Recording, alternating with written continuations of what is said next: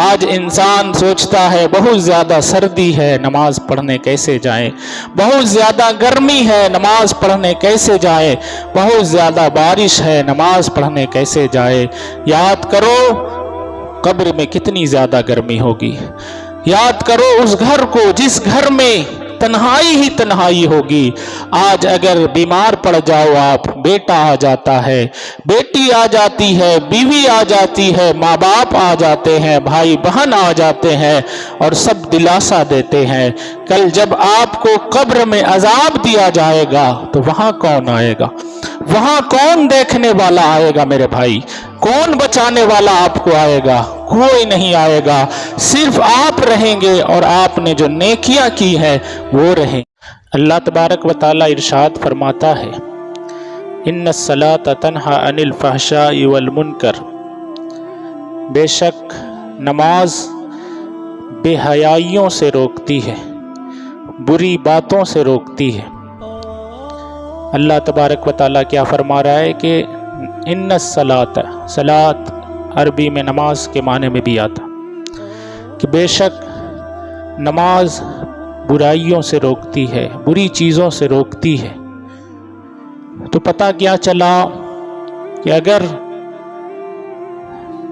ہمیں برائیوں سے بچنا ہے، بری چیزوں سے رکنا ہے، نیکی کی طرف آنا ہے، اچھے کام کی طرف آنا ہے، تو ہمیں نماز شروع کرنی چاہیے، ہمیں نماز پڑھنی چاہیے۔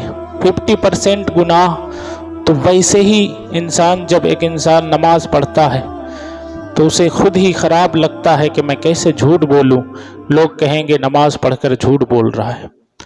وہ انسان سوچتا ہے میں کیسے کسی کی غیبت کروں، لوگ کہیں گے کہ یہ ایک طرف نماز بھی پڑھتا ہے اور غیبت بھی کرتا ہے۔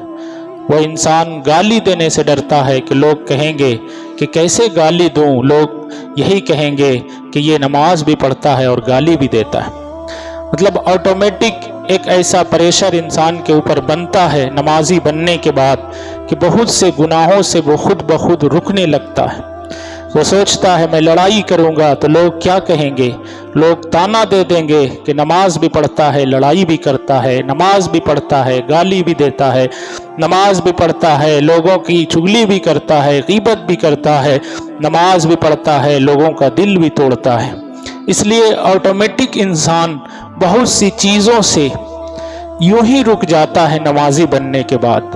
پلس پوائنٹ یہ رہتا ہے کہ ہر وقت وہ پاک صاف رہتا ہے، ہر وقت اللہ کی رحمت میں وہ رہتا ہے، ہر وقت فرشتے اس کو گھیر کر رکھتے ہیں، ہر وقت اللہ کی رحمت کی بارش میں وہ نہا رہا ہوتا ہے۔ تو بہت سے انعام ہے، نقصان بہت زیادہ ہے نماز چھوڑنے کے، نقصان بہت زیادہ ہے۔ بہت سے نقصان بتائے گئے ہیں، بے نمازی کے رزق میں برکت نہیں ہوتی، بے نمازی کی عمر گھٹ جاتی ہے، اس طرح سے کئی طرح کے نقصان بتائے گئے ہیں۔ لیکن اپنے آپ کو، انسان کو سترک کرنا چاہیے، اپنے آپ کو ہر وقت یاد دلاتے رہنا چاہیے کہ یہ میری زندگی کچھ سالوں کی زندگی ہے، بہت دنوں کی زندگی نہیں ہے۔ 50 سال، 60 سال، 70 سال، 80 سال، بہت جیے تو 100 سال، اس کے بعد بھی 50 سال کے بعد کی زندگی تو ویسے ہی دوائی، علاج، پریشانی، کسی کے گھٹنے میں درد، کسی کے کمر میں درد، کسی کو بلڈ پریشر، کسی کا ہائی، کسی کا شوگر ہائی، مطلب بہت طرح کی بیماریاں ہو جاتی ہیں۔ اسی لیے اللہ تبارک و تعالی فرماتا ہے قرآن میں کہ دنیا ایک دھوکہ ہے، دنیا ایک دھوکہ ہے۔ ہم یہ سمجھتے ہیں کہ دنیا ہی سب کچھ ہے، ہر انسان لگا ہوا ہے دنیا کو حاصل کرنے میں۔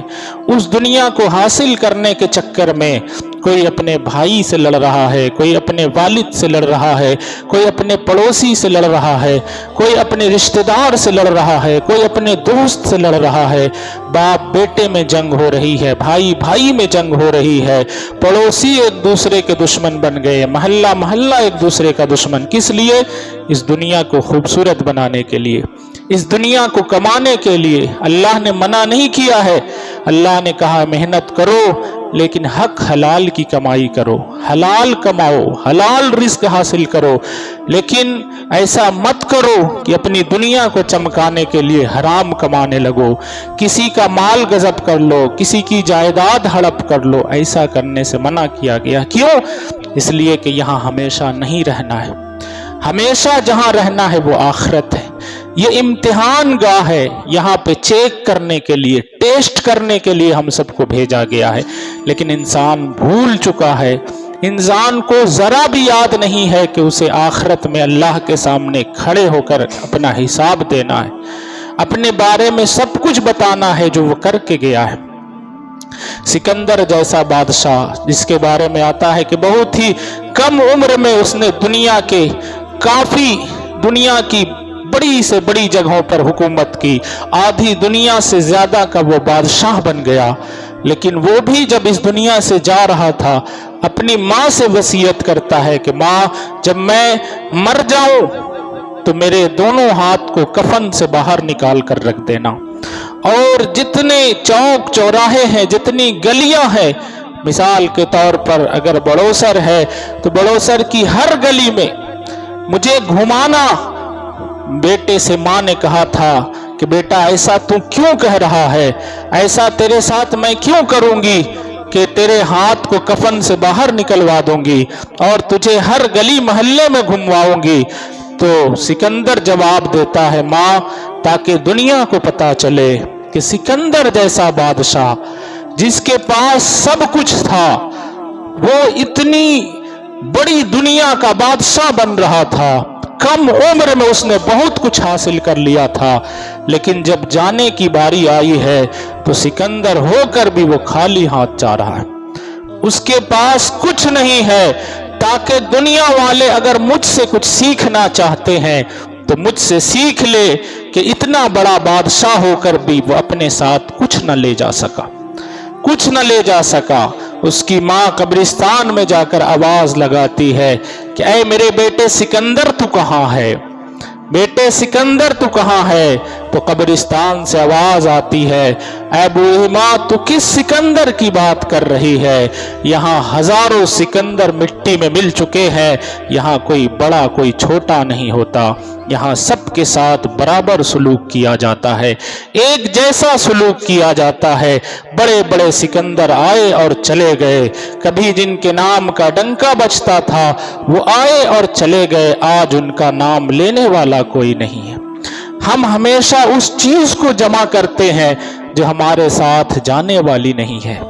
न हमारे साथ दौलत जाएगी, न हमारे साथ गाड़ी जाएगी, न हमारे साथ हमारे खूबसूरत मकान जाएंगे, न हमारी जायदाद जाएगी। हमारे साथ जाने वाले नेक आमाल हैं, हमारे साथ जाने वाले अच्छे काम हैं, हमारी नेकियां हैं, हमारी नमाजें, हमारे रोजे हैं जो हमारे साथ कल कब्र में जाएंगे। आज इंसान सोचता है बहुत ज्यादा सर्दी है, नमाज पढ़ने कैसे जाए, बहुत ज्यादा गर्मी है, नमाज पढ़ने कैसे जाए, बहुत ज्यादा बारिश है, नमाज पढ़ने कैसे जाए। याद करो कब्र में कितनी ज्यादा गर्मी होगी, याद करो उस घर को जिस घर में तन्हाई ही तन्हाई होगी।